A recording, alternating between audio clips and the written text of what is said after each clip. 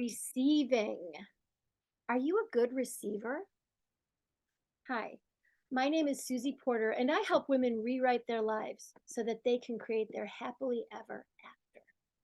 And today I want to talk about our ability to receive. Growing up in a culture, we're taught it's better to give than to receive. Yet in A Course in Miracles, Jesus says to give and to receive are one in truth, the same thing. In lesson 108, Jesus explains that we receive what we give, and he actually invites us to experiment with the idea. He says, "Today we practice with the special case of giving and receiving. We will use this simple lesson in the obvious because it has results we can't miss. To give is to receive." So he gives a little practice exercise: offer peace to everyone and see how quickly peace returns to us. How different is this than the idea that to give is better than to receive? Who doesn't believe that? And who hasn't had that pounded into their psyche since day one, right? I think this is a very significant and important distinction because if we're called upon to give, and if that giving requires sacrifice and putting ourselves last, how does that create a happy life or any kind of balance, right?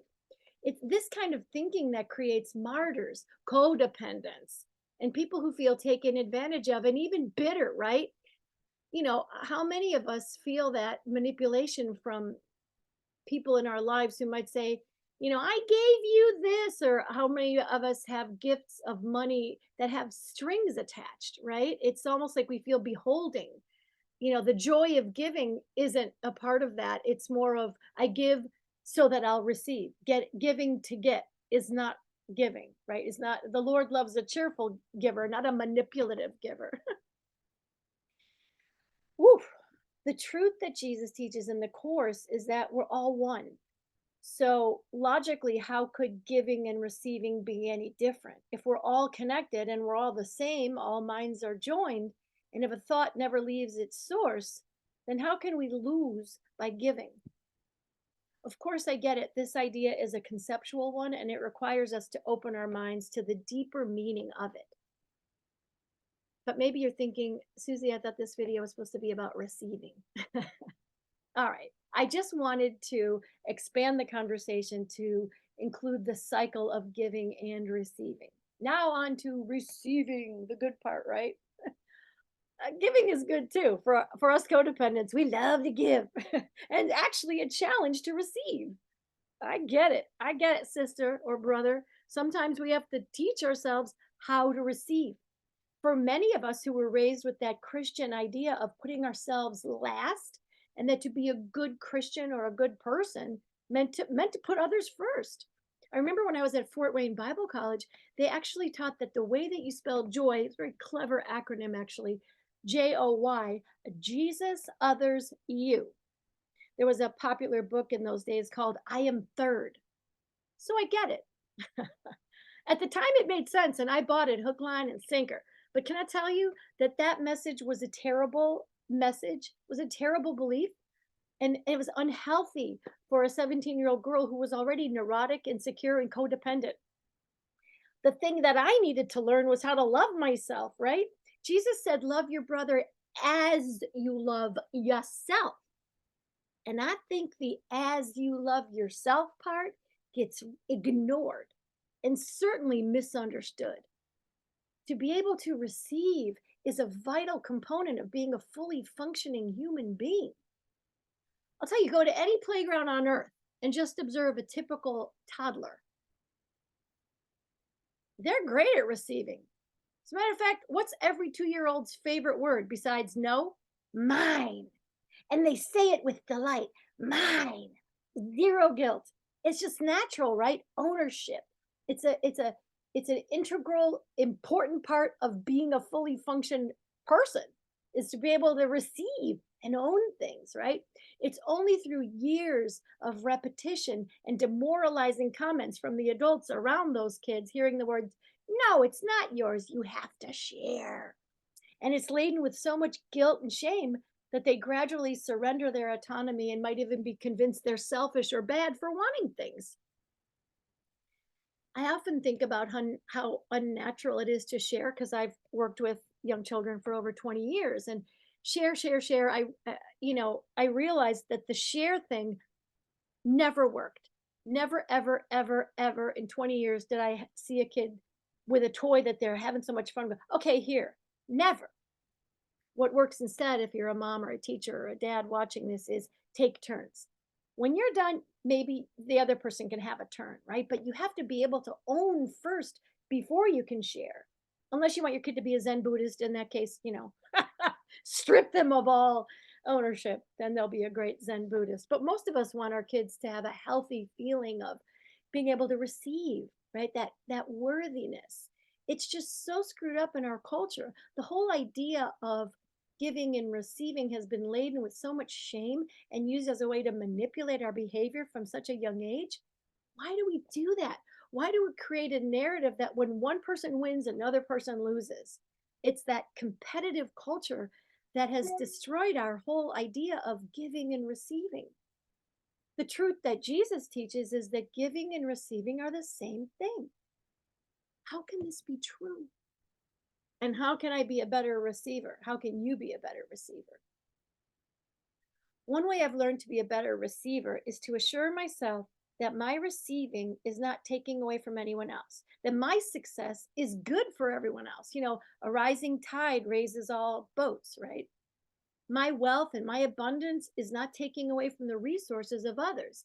I remember Marianne Williamson used to say, like the homeless people and people in need, they need your cash. You know, so the richer we are, the more cash we will have to help those who are in need, right?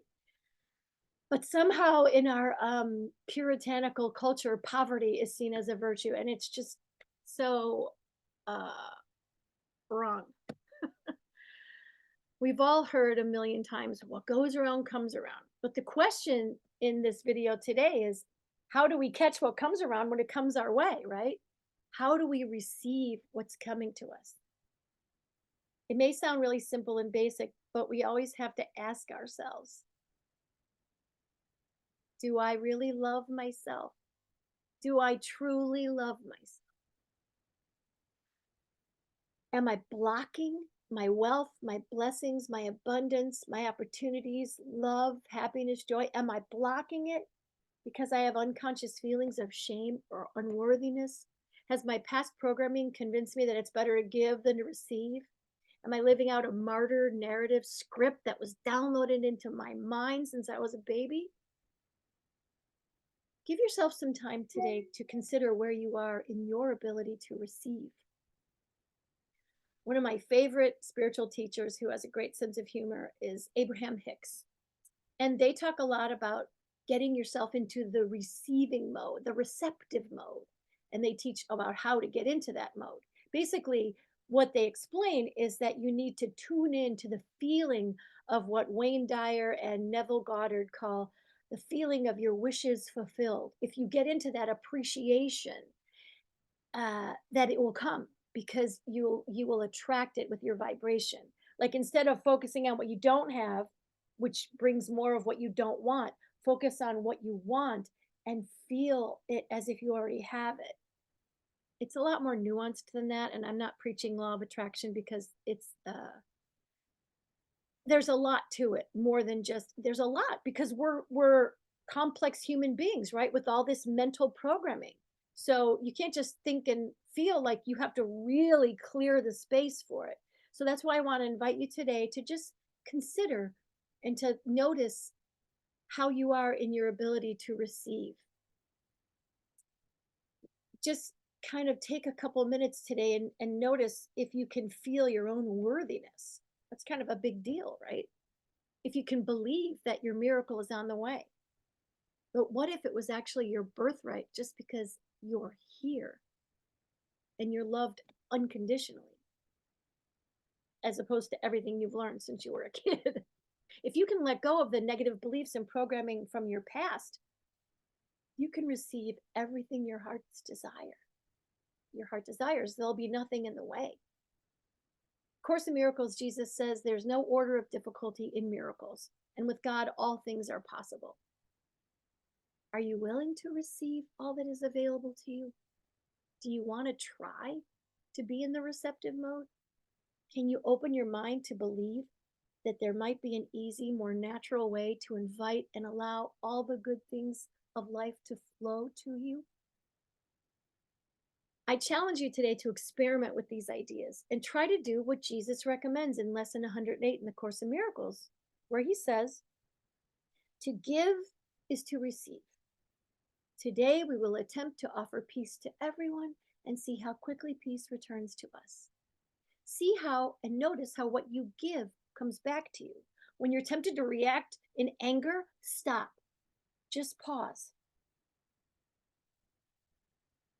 And this can be hard, I know, but if you practice this, it gets easier, trust me.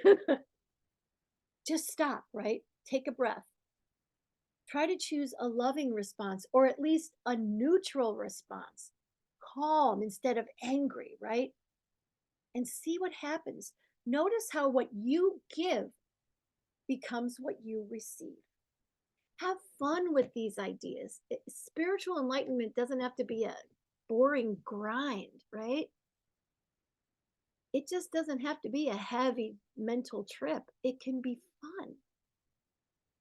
Super fun. The most fun. Be willing to see things differently. Be willing to receive. The entire universe is available for you.